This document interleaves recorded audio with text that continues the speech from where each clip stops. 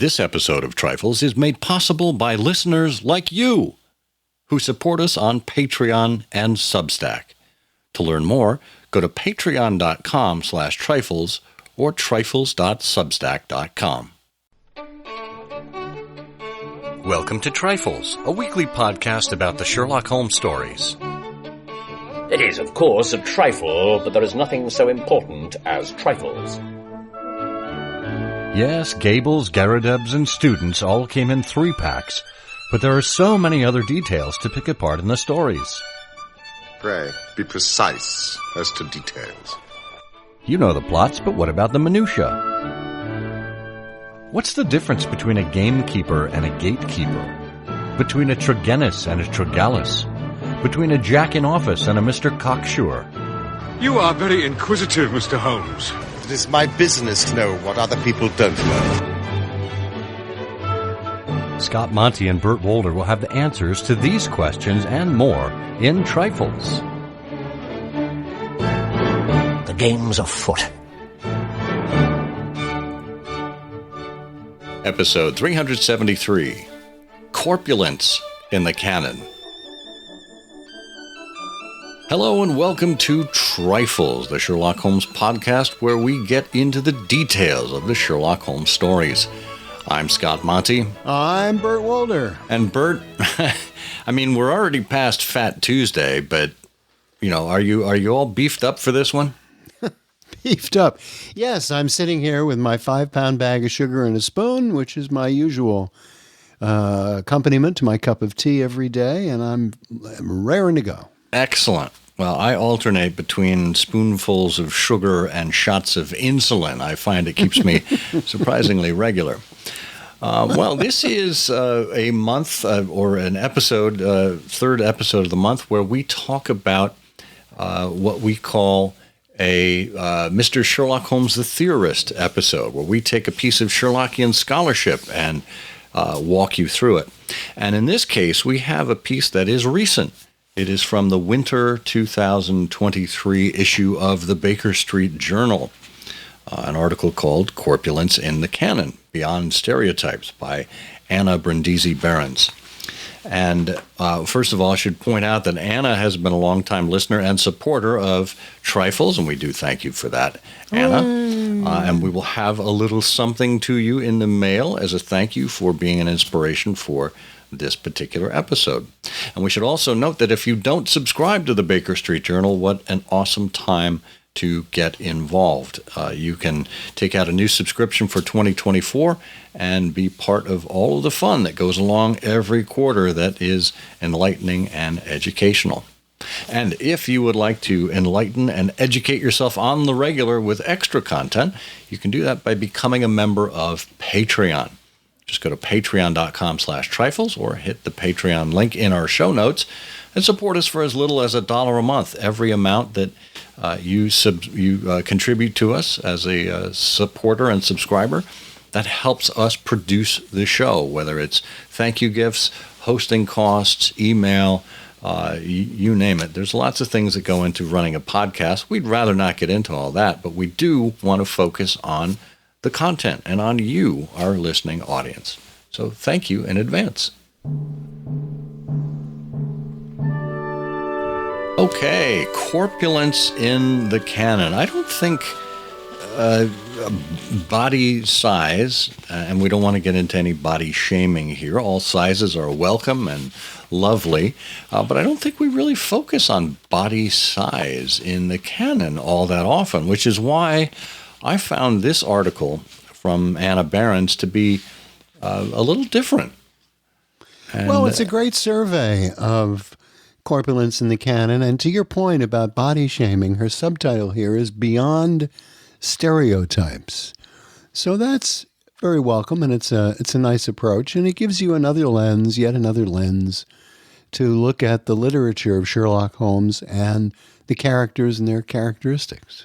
Yeah, and Anna, who we know from corresponding with us, is involved in speech pathology. She has a wonderful way with words here because she manages to pull out many different descriptors for corpulence. Corpulent, of course, portly, stout, fat, plump, rotund, even obese, a term that feels medically modern rather than Victorian. And she says that Conan Doyle reserved the term fat for hands, referring to the fat hands of various characters 7 times throughout the canon. Well, you know, on the one hand, if in the cases of Sherlock Holmes, as Watson is writing these things down, it's always good to put an adjective in and to make somebody stand out.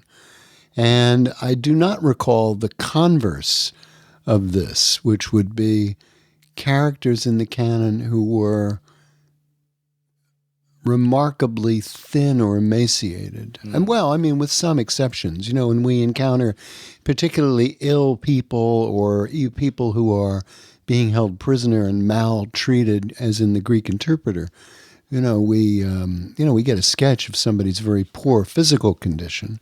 But I don't recall anybody in the canon that, offhand, that Holmes or Watson encounter who is, thin as a rail. Well, funny you should say that, because as we are introduced to Watson, he describes himself as thin as a rail, as thin as a lath and as brown as a nut. Oh, that's right. Coming out of, convalescence, coming out of Illness. Afghanistan, as he did. So, but you're right. I think very few characters stand out. Maybe Colonel Lysander Stark from The Engineer's Thumb. He was described as pretty thin, but other than that, not too many. So Interesting. Yeah, it is interesting. And Anna points out that Conan Doyle himself was a man of a certain size. He was 6'2", 220 pounds, and I don't know how many stone that is equivalent of. Maybe 16 stone. You have to forgive my pounds to stone calculation. I'm a little rusty in that area. But he was fairly large himself. Yeah. And she goes on to tell us that Queen Victoria herself was overweight. Although she was quite short, she says Queen Victoria weighed 200 pounds at her heaviest, while barely standing 5 feet tall. Well, one of the issues here is, and Anna does address this in her article, is what the general feeling was in Victorian England, and what these things, as part of popular culture, as a part of national health, as a part of time moving on, as a part of changes in diet, as a part of changes in people's income and in the empire, and the availability of foods, things that come in from the empire, in the health of the farms and the climate, all these things sort of play into a moving target of health descriptions. And the one that I always think of when I think about corpulence is I think about Jeffro Rucastle in Copper Beeches. Oh, we'll get to him. Yeah, well, when we find out, Violet Hunter, sort of describes him particularly with this great heavy chin that rolls down and folds of chin over his throat. Yeah. But she says, basically, somewhere that she had never seen, such a jolly, happy man. A right jolly old elf. I mean, his size was not, remarkable to her. Yeah.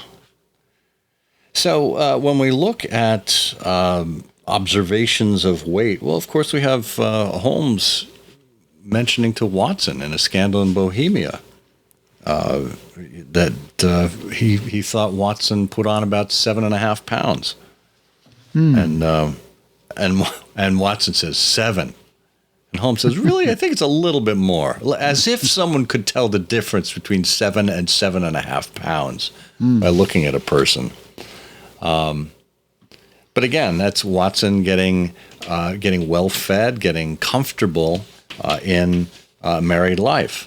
And this idea of health and activity and of clean living. You know, these are all things that are associated with controlling one's weight. Yeah, I don't know that people. I don't have a sense of. Well, I have a little sense of the idea of dieting and methods of weight control in Victorian England. And to your point, as Watson ages, by the time we get to his last bow, he is described as thick-set and heavily built. So not unusually, and this was true of Conan Doyle too, he did get heavier as he aged. Yeah, I would like to. I would like to claim that same that same excuse myself. I am thick-set and heavily built, getting thicker and heavier as I wander through life. So, No. You are such a comfortable-looking man that it is quite a pleasure to look at you, which is what Violent Hunter said. Jeffro Rukas. So let's get back to Anna's piece here. She says, of course, the most well-known portly character in the canon is, guess who? Skinny Dugan. No. Also in the Charlie. Greek interpreter. No, Mycroft. Charlie, it's Mycroft. Mycroft, yes. larger described and as stouter. corpulent. Yeah. Yes, described as, got the word there, corpulent. Corpulent. The only one in the canon with the descriptor. That is true. From the Latin corpus, meaning body. But he had that sharpness of eyes of Sherlock, so they kind of share that same facial recognition. Of course, he was much more deft at deduction and detective work than Sherlock was from the standpoint of an armchair detective. Well, that's true, and to Anna's point here, and to your point, and to the general discussion, the idea of people in England at the time being concerned about their weight, does have some real basis. For example, Arthur Balfour, who was prime minister, and who there are some parallels between Balfour and Mycroft. Balfour was quite indolent. He had many of these characteristics that Mycroft is presented with. No energy, not someone who is just relatively sedentary. But Balfour also had a horror of gaining weight. And I just happen to know that from having read over the years about Balfour. And I've always thought that sort of influenced some of the description that we read about Mycroft, who reasons from an armchair, and he doesn't really have the energy to follow up. Yeah, and I think he mentioned not having that Sherlock had all the energy in the family. Yeah. And there's this sense of laziness about him, and there was almost a swipe at Mycroft, being compared to a tram car coming down a country lane, and occasionally being. That occasionally he was the British government. So this sense of his size and his impact on those around him, not only physically but just by virtue of his personality, certainly comes out. Yes, but remember too that it's inconsistent, because we know from later adventures that Mycroft will occasionally hoist himself up into a carriage and become a coachman. And drive a coach with Watson as his passenger, which is something that somebody with no energy who can barely move around is not likely to do very easily. That is true. But then that puts you in mind of Nero Wolfe, the character that Rex Stout created, based loosely on Mycroft, who, when he needs to, has a remarkable physical agility. Yeah, he can move when he wants to. So the next example is an interesting one. It's a female one. Now, who would you say, off the top of your head, without cheating by looking at Anna's essay here, who would be a more large female in the canon that you would think of? Well, this is a comically sketched character at the beginning of the case, and that's why I do always think of her in that way, a large woman with a large hat, You know, and that's Mary Sutherland, of course. And part of the reason for that comic sketch, is that one of the things we need to believe very early on, if we're going to make any sense of the case at all, is that this woman could mistake a disguised relative for another person. And I think that, that's pulled off. It is believable, but still, I think that's part of the description. The reason why we have these features and characteristics of Mary Sutherland. Yeah. And I love the description. She's when she's being announced, she loomed behind the page boy, loomed behind his small black figure like a full-sailed merchant man behind a tiny pilot boat. And her face was described as broad as well as good-humored, and later as vacuous. So she may have been large in physical stature, but she was not large in her intelligence. So, and you're right. It was kind of a caricature of sorts. So this brings us to another dim-witted character. One of these people who you think, how were you so deluded that you weren't able to see this coming? And that is Jabez Wilson in the Red-Headed League. Well, I think he was really properly roped in. I thought it was a brilliant case. It's one of the favorite cases many people have about the work of Sherlock Holmes. He was, surrounded by so much evidence. There were people in the street. There were cues. There was a newspaper advertisement. There was an examination. There was a task. It was all very plausible. And someone he trusted put him onto it, who we later find is up to no good. But yes, Jabez Wilson, is another, as you say, another dim-witted character who is, as Watson says, our visitor bore every mark of being an average, commonplace tradesman, obese, pompous, and slow. He was slow. I will say that. And it's interesting as we think about a client coming to Holmes with such a ridiculous case as this. You would think I was going to say in the average person, maybe in the above average person, in stating the case to Sherlock Holmes, saying it out loud, wouldn't they themselves become aware of the level of ridiculousness at some point? But, we talked about this, I think, back on episode 90 or 91 of I Hear of Sherlock Everywhere with Maria Konnikova. When you become a mark for a con man, you don't want to see the ruse. You want to think that you were of greater than average intelligence and that you couldn't be fooled. So I could understand Jabez Wilson not seeing through it. Yes, yeah, absolutely. Yeah. Well, and then we have another obese character in The Resident Patient, Mr. Blessington, whom we will later learn is Sutton of the Worthington Bank Gang, is described as obese. His neck was drawn out like a plucked chicken's, making the rest of him seem the more obese and unnatural by the contrast.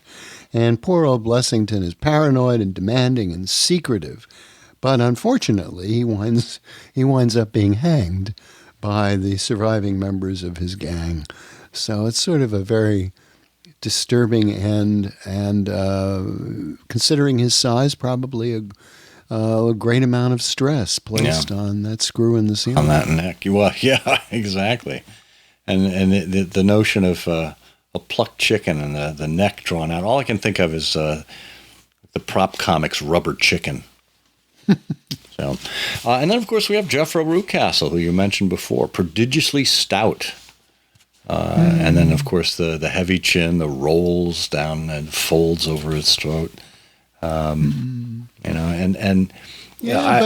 remember too that Violet says he was such a comfortable looking man,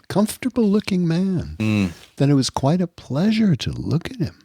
Yeah, and it's funny because I think of I was talking to a colleague about this a few weeks ago because he was remarking about my just how I look when I dress, and he said I hope to be as dapper as you someday, but I can't because I'm a fat slob. And I said, well, look, it has nothing to do with size, and it all has to do with presentation and tailoring. I said, take Jackie Gleason, for example, from the mid-1900s or so.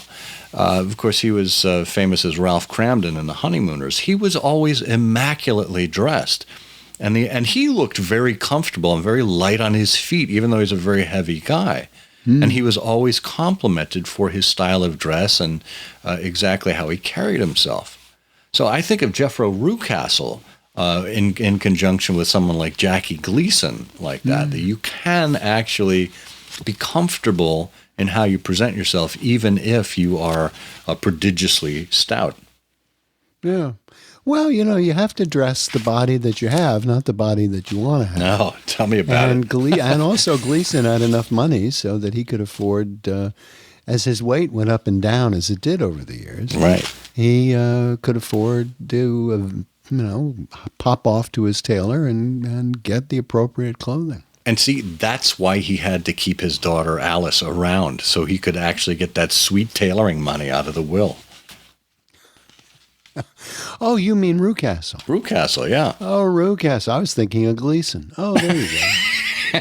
What, did he have a daughter he locked in a turret? Well, I don't think so, but I think he had a turret. And of course, Charles Augustus Milverton, a man of 50 with a large intellectual head, a round, plump, hairless face. So he was on the stouter side. We don't hear anything about his height at all, but I think of someone that is more short. Well, she does say a small, stout man.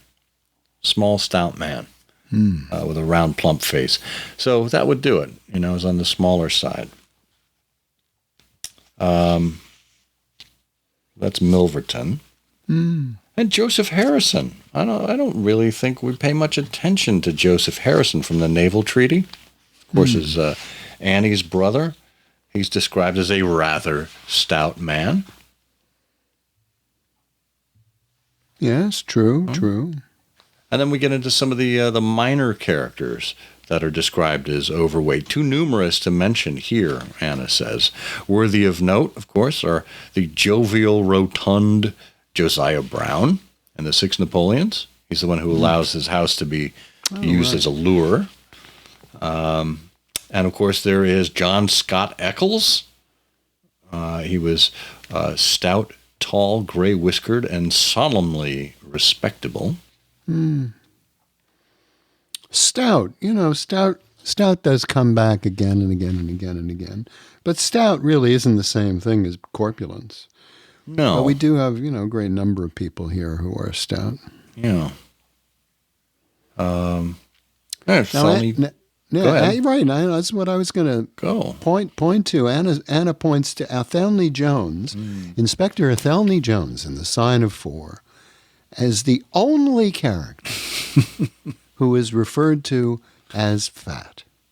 And he's also incredibly arrogant. Yes. And, and pompous. And he's the source of this, Mr. Holmes the Theorist, blah, blah, blah, blah, blah, blah, blah. Yeah, and we have a kind of an echo of arrogance, too, in Inspector Baines from the Surrey Constabulary in Wisteria Lodge. He was described as a stout, puffy red man whose face was only redeemed from grossness by two extraordinary bright eyes, almost hidden behind the heavy creases of cheek and brow. And, of course, in the Granada version of Wisteria Lodge, played to perfection, I think, by Freddie Jones. Yeah, I agree. So, and interestingly, here's one you don't hear paired with stout too often. Inspector Bradstreet was described as tall and stout. Yeah. Yes, and we know him from The Man with the Twisted Lip because he goes with Holmes into Hugh Boone's cell with the Gladstone bag. And, Yeah. Oh, and she points out Bradstreet appears in 2 more stories, The Blue Carbuncle, of course, and Engineer's Thumb. But he is a competent fellow. Yeah. Now, kind of winding things up, Anna notes that obesity seems to have become prevalent in English society in the 18th century, likely as the result of changes in the country's diet, such as an increase in the consumption of sugar. And various theories by physicians attributed obesity to increased wealth. Others theorize that not only the affluent had access to extra food each day, which led to an increase in the number of overweight people. And it's interesting, too, because you think of that stereotypical portrait of Henry VIII, which, of course, is from his later life. He's literally a larger-than-life figure. Well, Henry VIII, through most of his life, was very fit. He was very active and athletic, but he had sustained an injury to his leg at one point, which really beset him and caused him to become less active as he aged. And, of course, he continued to indulge, and that's why this stereotypical Henry VIII is a corpulent king. And by the way, he did not have a turkey leg in his hand in that portrait. That's an anachronism. We always think of it that way because of his size, and I don't know how it got started, but it's a fascinating study. Yeah, it is fascinating. Yeah. And, I suppose the one thing we can say when Sherlock was defending Mycroft on the schoolyard from the taunts and bullies who may have called him out for his size, he said, "He's not heavy. He's my brother." Well, and that's doubly remarkable for 2 reasons. One is that Mycroft, of course, was 8 years older, and so Holmes was having to do a lot of running from his form to find Mycroft's form to provide that defense. But the second reason is that it's just a trifle. It is, of course, a trifle, but there is nothing so important as trifles. Please join us again next week for another installment of Trifles. Show notes are available on SherlockHolmesPodcast.com. Please subscribe to us on Apple Podcasts and be sure to check out our longer show, I Hear of Sherlock Everywhere, where we interview notable Sherlockians and share news of the Sherlockian world. You've taken my breath away, Mr. Holmes. I didn't know you had a brother. Oh, yes. And I can assure you that he possesses a far greater faculty for observation and deduction than I do.